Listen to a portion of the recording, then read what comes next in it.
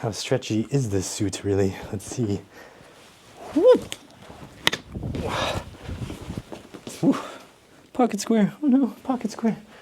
All right, today we're gonna answer the question, what happens when old people try to do this deep Asian squat, primal squat, Slav squat, Hindu squat, whatever you wanna call this squat.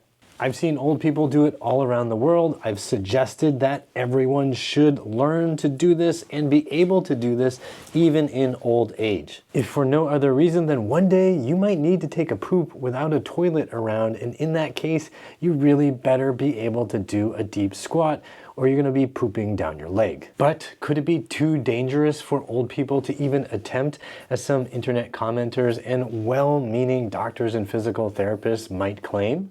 Could it be a death sentence for your knees or your ankles, your feet, your spine, your shoulders, your head and neck? I don't have the budget of a pharmaceutical company or a medical device manufacturer to run a tightly controlled pseudoscientific study to prove my point, but I can share a few very convincing data points, and I think if I do it wearing a suit, it'll be even more believable. So if you're ready, let's get ready to think right, move right, and feel right.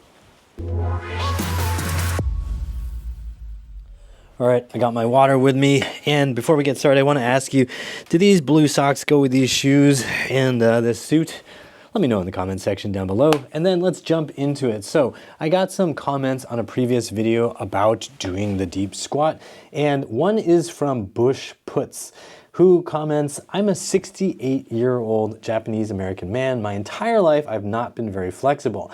He goes on to talk about how even in karate, he wasn't able to do simple stretches where his knees go down towards the floor. He said he could never get his knees very low, not less than 6 inches from the floor. And he says, now that I'm getting older, I found that I'm stiffer and less limber than ever. Last year, I moved from Colorado to Cambodia to retire. Back in the States, my lack of flexibility was considered normal. Here, I stick out like a sore thumb. When I first arrived, I visited a few temples. People were sitting on the floor, crisscross applesauce style, or with one leg folded behind. I had to sit with my arms sticking behind me to prop myself up. And when I go to the market, I see people sitting in a deep squat for hours. I'm sick of watching my body deteriorate, and so I have enrolled in your deep squat program. And if you don't know what the deep squat program is, it's a course on my website where I compile all of my videos on doing the deep squat so that you have a lot of tools all in one place to help you improve your flexibility and strength to be able to do the deep Asian squat. That can be super helpful if, like Bush Puts, you happen to live in a place where everybody else, even though they're older than you, can do the deep squat. Now this story just illustrates that when you go to other parts of the world, you will see the elderly, old people being able to do a deep squat with no problem all over the place, which should make you wonder, is there something different about you? Are you maybe a different species? Is it possible that somehow you are so genetically different from other adults around the world that you cannot do the Asian squat safely? Or is it possible that maybe, just maybe, if you made some lifestyle changes, if you started to exercise in different ways and move your body in different ways, you might be able to do the deep Asian squat. Of course, you may encounter naysayers who think, no, there's just no point. You shouldn't try. Your body can't get any better as you get older, and they should pay very close attention to comments like this one. Marie Huey says, 2 years ago, I was 40 pounds heavier and could barely stand up from my chair. I'm now 70. 4 months ago, I could do a half squat, but was weak. But every week, I did a few more or went a little deeper.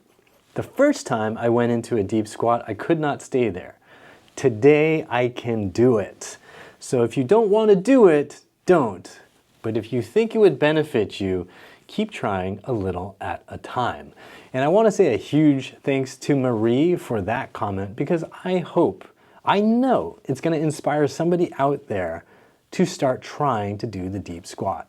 Because she is 70 years old, that's right around the age where people start saying, just rest, just sit down. Do you need a chair? I mean, it probably happens even earlier than 70, but at 70, it's really happening if your body seems to be a little more brittle and stiff and you don't have the control that others see that would give them confidence in you to be able to maneuver through a space without falling over. Marie literally couldn't stand up from a chair and couldn't even do a half squat.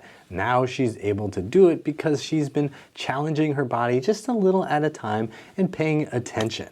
She's showing that the mental side matters a lot, and I love how she puts it at the end here. If you don't want to do it, don't. But if you think it would benefit you, keep trying a little at a time. And I would just add to that, it's maybe implicit, maybe she wasn't thinking this, but I'm going to say it out loud. If you don't want to do it, don't waste your energy convincing other people not to do it. That's just falling into the physically feeble fallacy, which is when somebody who doesn't know how to do something and probably can't do it themselves and has no idea how to help somebody else do it, just tries to convince other people that there's no point in trying.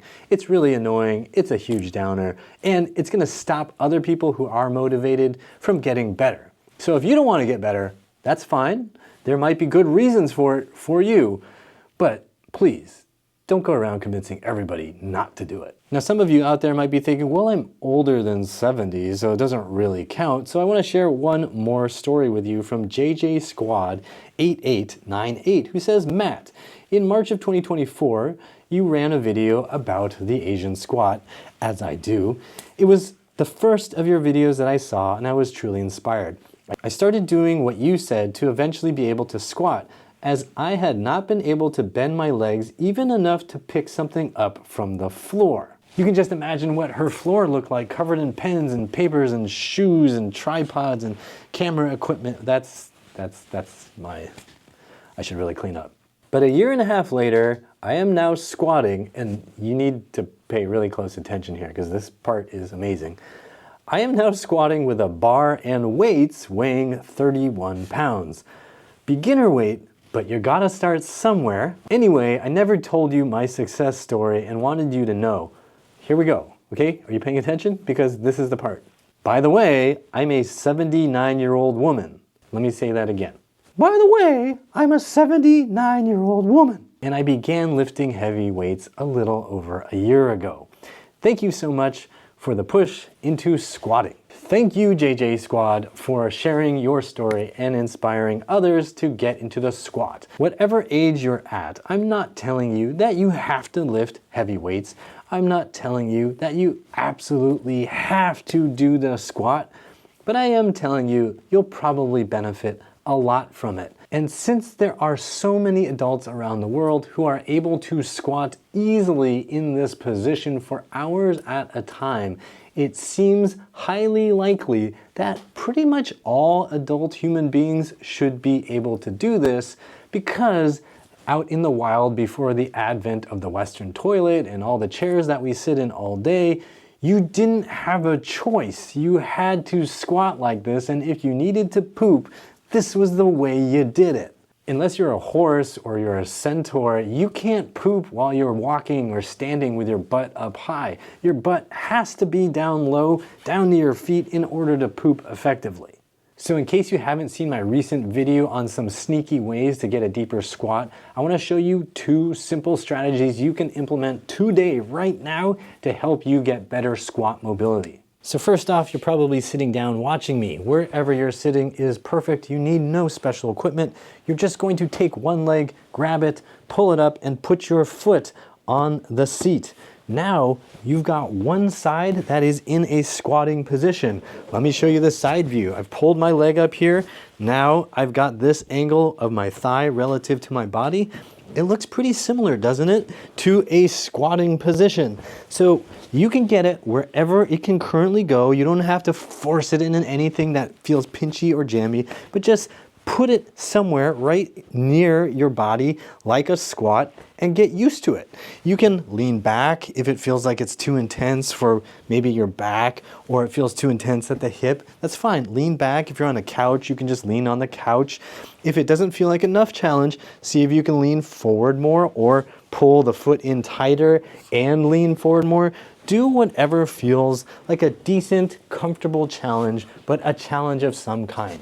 Another thing you can do is have it further out to the side. Again, I want your opinion. Do these socks go with the suit right now? I really want your opinion. Please drop the comment down below. Then you can pull the foot in tighter if you want a little more of a challenge. You can lean away if you need less of a challenge.